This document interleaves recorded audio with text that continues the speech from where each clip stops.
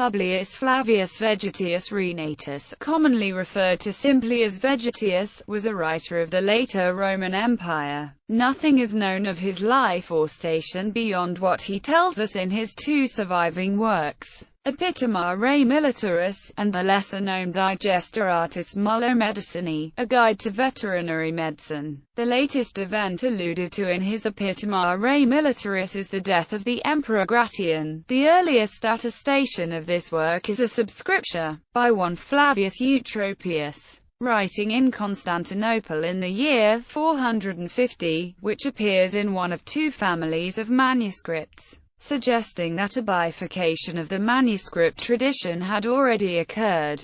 Despite Eutropius' location in Constantinople, the scholarly consensus is that Vegetius wrote in the Western Empire. Vegetius dedicates his work to the reigning emperor, who is identified as Theodosius, ad Theodosium Imperatorum. In the manuscript family that was not edited in 450, the identity is disputed. Some scholars identify him with Theodosius the Great, while others follow Otto Seek and identify him with the later Valentinian III, dating the work 430–35. Vegetius identifies himself in the opening of his work, Epitoma Rei Militaris, as a Christian. Epitoma Rei Militaris. Vegetius' epitome mainly focuses on military organization and how to react to certain occasions in war. Vegetius explains how one should fortify and organize a camp, how to train troops, how to handle and discipline troops, how to handle a battle engagement, how to march, formation gauge, and many other useful methods of promoting organization and valor in the legion. As G. R. Watson observes, Vegetius' Epitoma is the only ancient manual of Roman military institutions to have survived intact. Despite this, Watson doubts its value, for Vegetius was neither a historian nor a soldier. His work is a compilation carelessly constructed from material of all ages, a congeries of inconsistencies. These antiquarian sources, according to his own statement, were Cato the Elder, Cornelius Celsus, Frontinus, Paternus, and the imperial constitutions of Augustus, Trajan, and Hadrian. The first book is a plea for army reform. It vividly portrays the military decadence of the late Roman Empire. Vegetius also describes in detail the organization, training and equipment of the army of the early empire. The third book contains a series of military maxims, which were the foundation of military learning for every European commander from William the Silent to Frederick the Great. His book on siegecraft contains the best description of late Empire and medieval siege machines.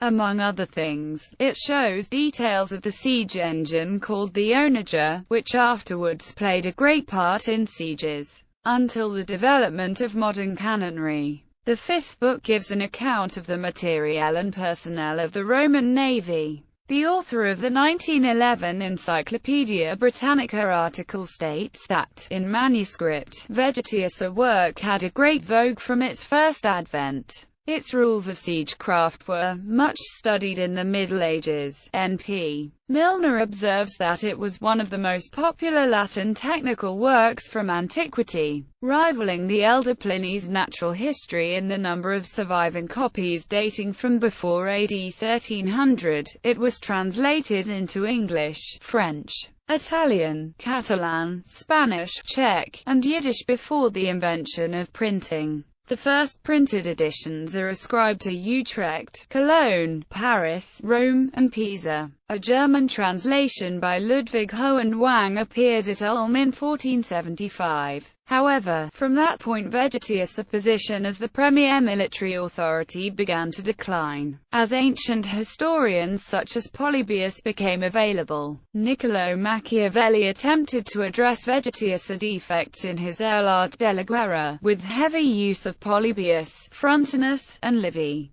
But Justus Lipsius saw accusation that he confused the institutions of diverse periods of the Roman Empire and G. Stuccius' opinion that the survival of Vegetius' work led to the loss of his named sources were more typical of the late Renaissance. while as late as the 18th century a soldier such as Marshal Pushiger based his own works on this acknowledged model. In Milner's words, Vegetius' work suffered a long period of deepening neglect.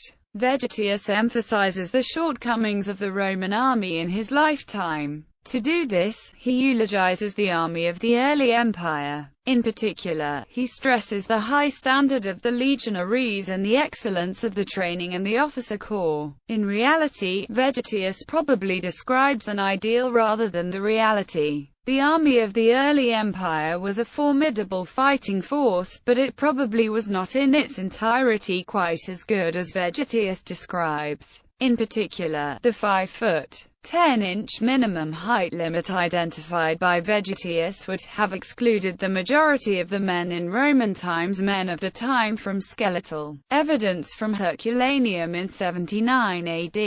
The Emperor Valentinian lowered the height limit to 5 feet 7 inches Roman, which equals 5 feet 5 inches. Despite the Romanticism extolling the idealized virtues of the Roman legion of an earlier time, Vegetius' De Re Militari remains a reliable and useful insight into the success of the early Roman Empire. Translations: Vegetius, Epitome of Military Science. Translated with notes and introduction by N.P. Milner. Translated Texts for Historians, Volume 16. Liverpool. Liverpool University Press, 1993. A translation in Dutch was published by Fick Meyer, entitled Vegetius, het Romeins Leger.